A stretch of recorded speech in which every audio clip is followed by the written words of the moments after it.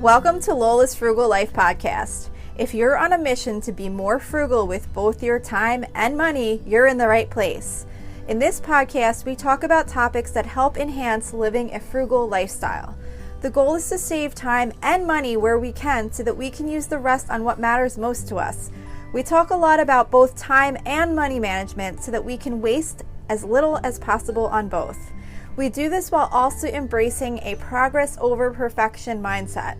If that sounds good to you, then please stick around for the latest episode right after a few quick words from our sponsor.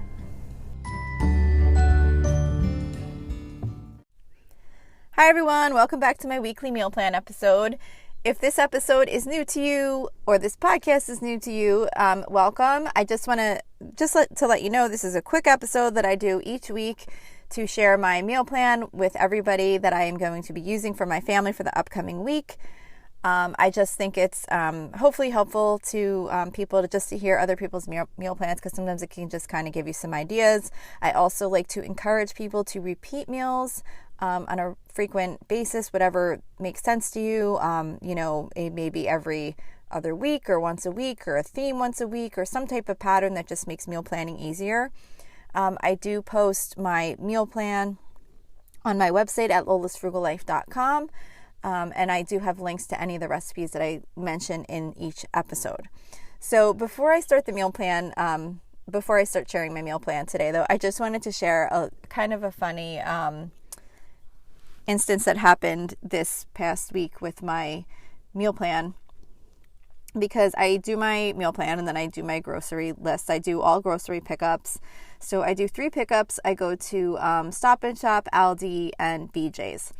So I went and did all my grocery pickups. And when I got to BJ's, at BJ's, I just bring out a cart, and it's not in bags or anything. It's just the stuff in the cart. And I put it into my car, and I noticed there was this big box of Marie Callender's chicken pot pies, like an 8-pack of chicken pot pies. And I didn't order that.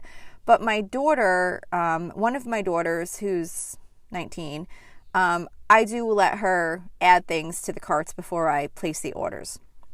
Because occasionally there's things that she wants, and I just say, she knows within reason. It's not like she's going to add like a gazillion dollars to our grocery list for the week. But sometimes there's certain things she wants, and I'll say, just go into the app on my phone and add it to the cart.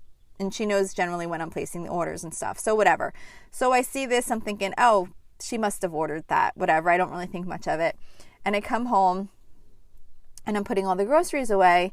And she notices the big giant box of chicken pot pies, and she's like, oh my gosh, did we really need 8 chicken pot pies? I'm like, well, you ordered it. And she's like, no, I didn't. I'm like, you didn't? I totally thought, I just assumed you ordered it. When I saw it, I didn't really think anything of it. I just figured, oh, she must have ordered those chicken pot pies. So I'm like, okay, whatever. So I'm putting the order away, and I go and I pull out the receipt, and I see salmon on there, and we did not get salmon.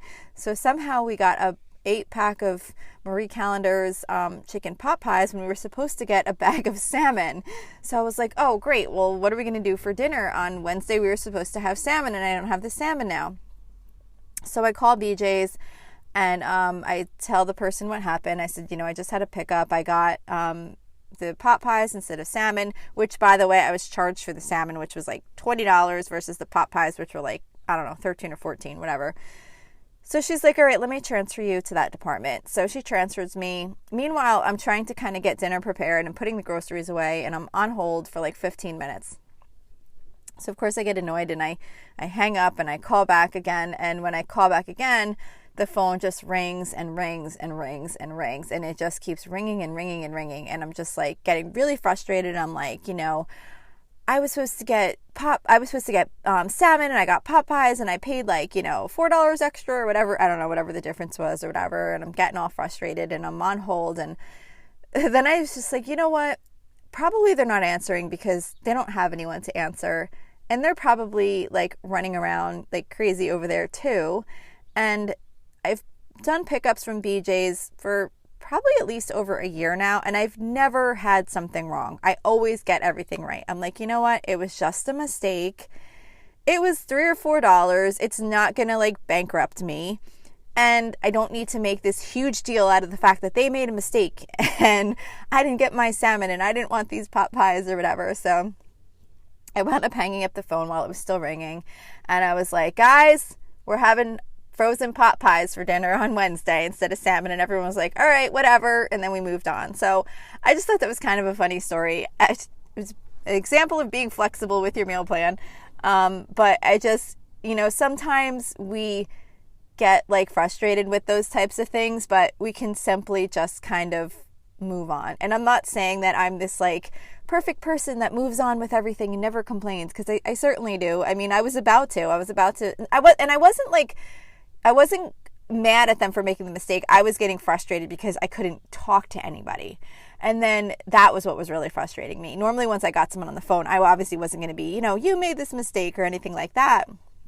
I just wanted to get it resolved.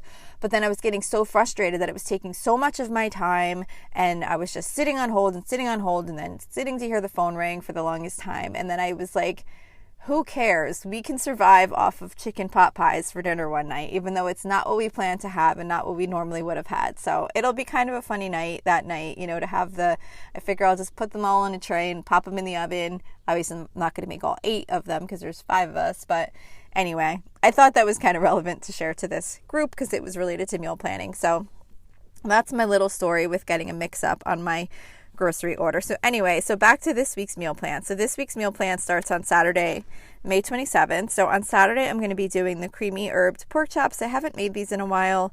Like I always say, I don't actually use the full recipe as far as making the cream that's supposed to be served over the pork chops, because I really just love the pork chops on their own, just really simple, browned in the butter with the McCormick McCormick Montreal steak seasoning. I really just like them like that. So I literally just season the pork chops, melt the butter in the pan, and just cook them up that way.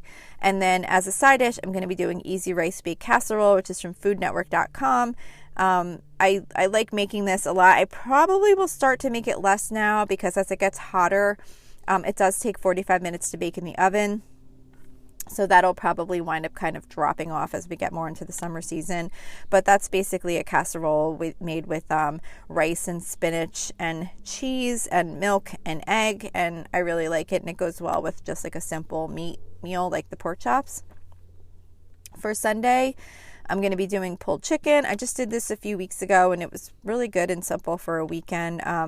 I don't really have a recipe to share for this one. It's basically just I use boneless chicken thighs, and then I'll get like a packet of the pulled pork sauce, either the kind that's already a sauce that you just like basically squeeze over top of it and turn the crock pot on, or the last time I got the type that was like the powder, and then it'll tell you like add this much vinegar or this much ketchup or barbecue sauce or whatever it is. It just tells you what ingredients to add to the crock pot with the flavoring to make the sauce.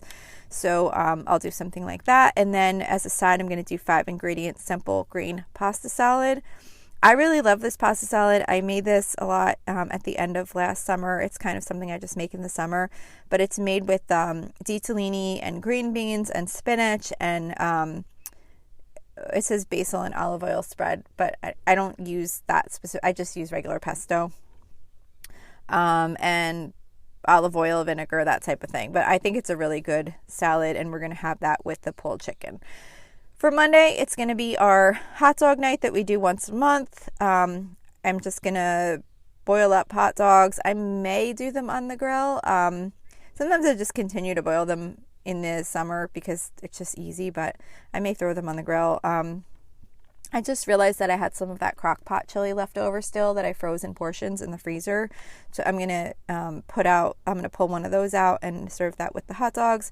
And then I'll still do the potatoes like I always do. I dice up potatoes, peppers and onions, and toss them with some olive oil and salt and pepper and cook them up in the air fryer.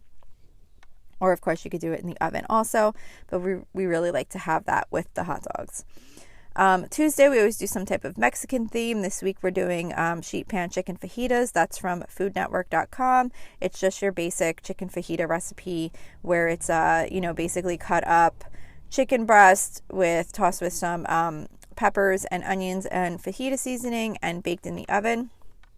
And then I'm going to Obviously put out some flour tortillas for that, but then I also do white rice on the side too, because my husband likes to make it into like a bowl instead of having it on the flour tortilla.